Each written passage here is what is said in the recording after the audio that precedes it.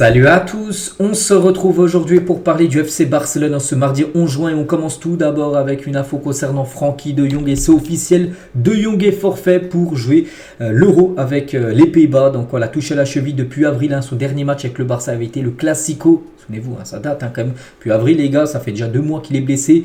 Il pense être prêt pour cet Euro, non, c'est officiel, il ne sera pas prêt. Donc forfait pour Frenkie de Jong, déjà on lui souhaite beaucoup de force et surtout un très bon rétablissement. Donc voilà, donc de Jong les gars est triste parce qu'il se retire de l'Euro, il ne peut plus forcer et la seule option était de quitter l'équipe nationale. Il va maintenant retourner à Barcelone pour son rétablissement, il sera certainement prêt pour la reprise, la pré-saison avec le Barça, mais là pour l'Euro les gars, c'est impossible pour Frenkie de Jong. C'est officiel et Koeman il a dit, nous sommes arrivés à la conclusion que même dans les 3 prochaines semaines, de Jong ne sera pas complètement prêt. Il a des antécédents avec cette blessure. Son club a pris des risques avant et maintenant nous devons en payer le prix. Donc voilà ce qu'a pu dire Koeman, ancien joueur et ancien coach du Barça, qui est parti quand même du jour au lendemain. Laporta l'avait viré, puis voilà, il envoie quand même un petit pic au Barça pour dire, voilà son club, donc il n'a pas dit le Barça a pris des risques avant et maintenant nous devons payer le prix que voilà, il est forfait avec les Pays-Bas. Donc voilà, concernant Frenkie de Jong. On va parler d'un autre sélectionneur, c'est le sélectionneur de la Pologne.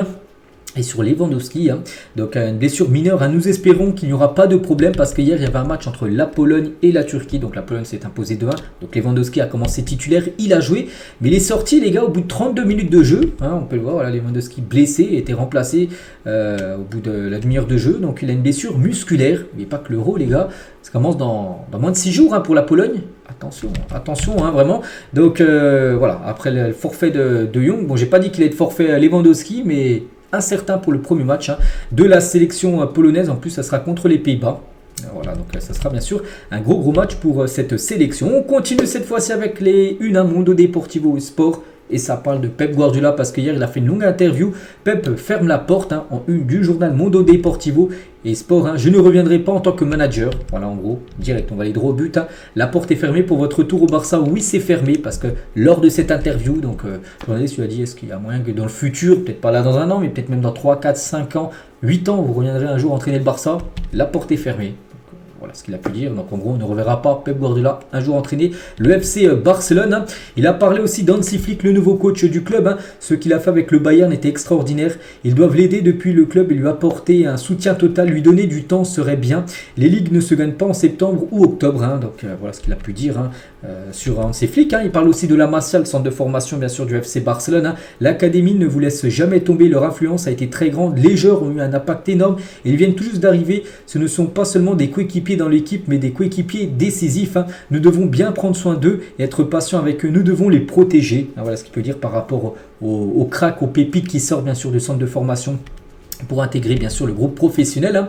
Il parle aussi du départ de Xavi. N'est pas à cause de moi, j'étais absent pendant 14 ans, je ne suis pas un suspect dans cette affaire. Donc bon, il a répondu un petit peu hors sujet, mais voilà ce qu'il a pu dire sur le départ de Xavi. Il parle de Cancelo, parce qu'oubliez pas que Guardiola est l'entraîneur de Manchester City et Cancelo appartient à Manchester City. Il faut que ce soit le meilleur pour tout le monde, pour le joueur, pour City, pour le Barça. Si un accord n'est pas trouvé, il devra revenir lors de la pré-saison à Manchester City. Mais s'il veut rester que le club et que les clubs sont d'accord, ça sera fait. Donc voilà. Donc, pour l'instant, on va voir si c'est encore un prêt. Si City veut encore prêter un Cancelo au Barça, on pense que le Barça acceptera et restera au club. Sinon, s'il n'y a pas d'accord, il retournera bien sûr dans son club initial. Et il parle aussi de Bernardo Silva, Pep Guardiola, parce qu'on sait que Silva est un nom qui a souvent été relié au FC Barcelone en rumeur. Donc il y a beaucoup de rumeurs dans la presse sur Bernardo, mais personne ne nous a encore contacté ou soumis d'offres. Nous n'avons reçu aucun appel du Barça ou d'un autre club. C'est un joueur merveilleux, j'espère qu'il restera avec nous à Manchester City. Voilà ce qu'il a pu dire Guardiola sur Bernardo Silva. N'oubliez pas qu'il y a une clause libératoire fixée à 58 millions d'euros sur ce mercato. Donc voilà, quelques déclarations 4-5 là de Pep Guardiola. On continue et c'est officiel, Pedri apparaîtra aujourd'hui en conférence de presse de l'équipe nationale espagnole. On peut voir une conférence de presse là. Donc l'entraînement ce matin à 11h et la conférence de presse à 12h30 avec Pedri. Donc demain les gars, quand je ferai le prochain numéro sur le Barça, il y aura pas mal de déclarations je pense de Pedri. On saura un petit peu son ressenti à quelques jours du début de l'Euro. On va parler d'Hansi Flick. Arrivera aujourd'hui ou demain à Barcelone pour préparer la saison prochaine. Donc l'entraînement n'a pas encore repris, ça rentre L'entraînement qui va commencer d'ici à peu près un mois, mais il va déjà commencer à préparer bien sûr la saison prochaine. Donc il déterminera tout d'abord les joueurs sur lesquels il ne compte pas. Il aura la longue liste de tous les joueurs du Barça, contrat ou prêté, tout ça, des Clément Lenglet, des Fati, il ne faut pas oublier tous ces joueurs-là. Il va dire lui je compte sur lui, et lui je compte pas. Donc voilà, les joueurs qui ne comptent pas seront de nouveau prêtés ou vendus. Les nouvelles recrues, des joueurs qui veulent. Alors après, vous savez c'est lesquels, il y a Kimmich, voilà, tous ces joueurs-là, bien sûr.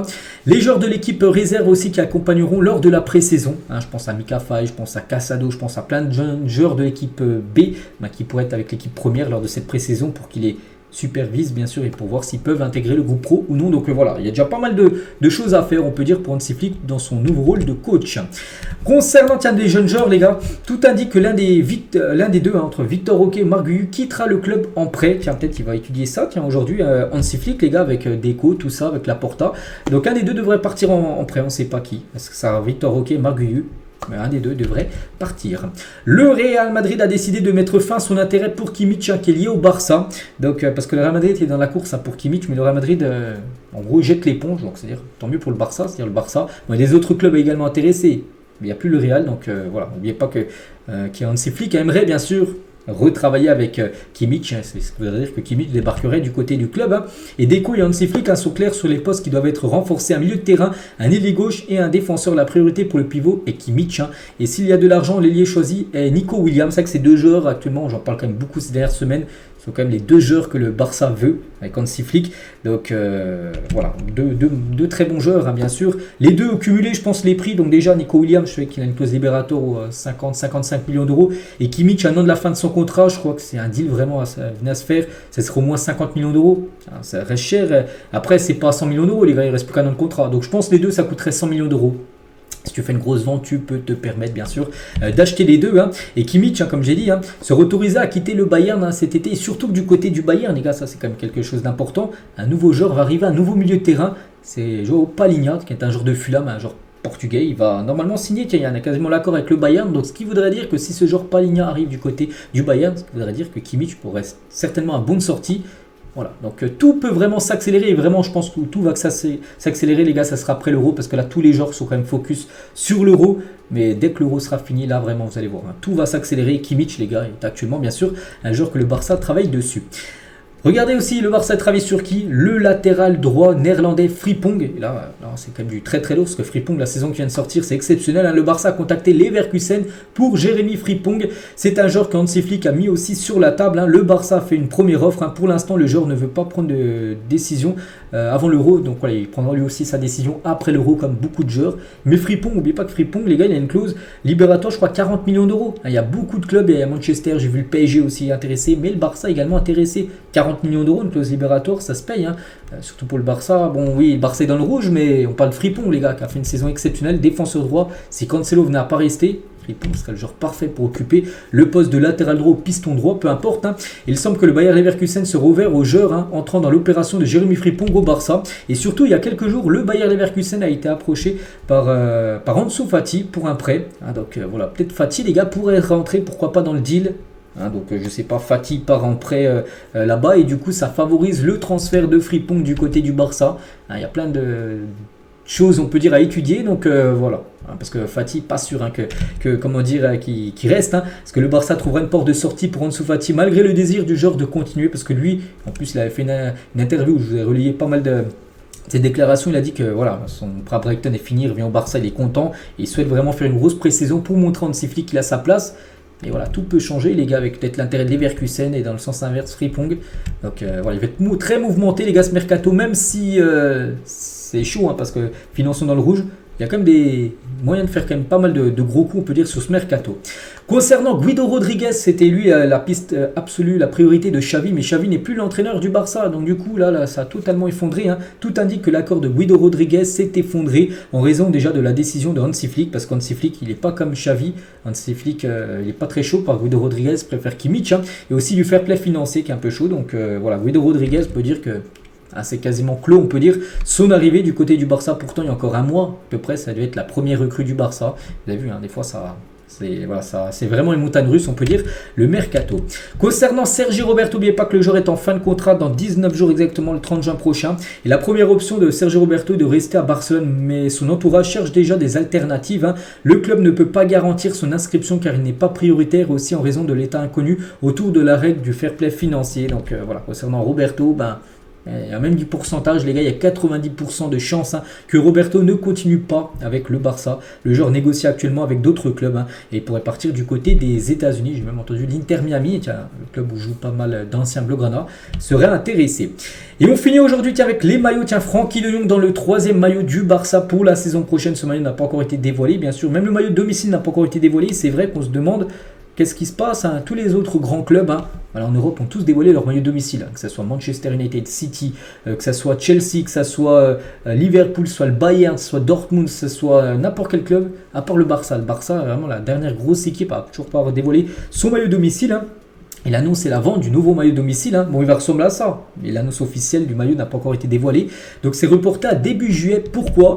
Parce que le club doit finaliser les négociations avec Nike, hein, parce que vous savez que Nike et le Barça vont prolonger leur contrat de 10 nouvelles années avec un gros contrat en or, hein, pour le Barça. Et il faut déjà que tout soit finalisé, on peut dire, pour que le maillot soit présenté. Normalement, ça pourrait être même début juillet, hein, c'est plutôt rare. Normalement, là, la saison dernière, début juin, le maillot avait déjà été dévoilé, le maillot domicile. Donc là, c'est pour ça que ça prend un peu plus de temps, parce qu'il faut finaliser cet accord avec Nike. Mais il ressemblera bien à ça, bien sûr. Le maillot domicile sera bien comme ça. Le 3e maillot sera de couleur vert et le maillot extérieur sera de couleur, je me souviens plus, noir, je crois. Ouais, il sera de couleur noire. Le 3e maillot, je l'ai déjà aussi présenté ces derniers temps. Donc voilà les gars, ce qu'il y a à dire aujourd'hui. J'espère que ça vous a plu. On se retrouve demain mercredi. Il y aura également beaucoup de choses à dire sur le club. Allez, je vous laisse. Bonne journée à vous et à demain.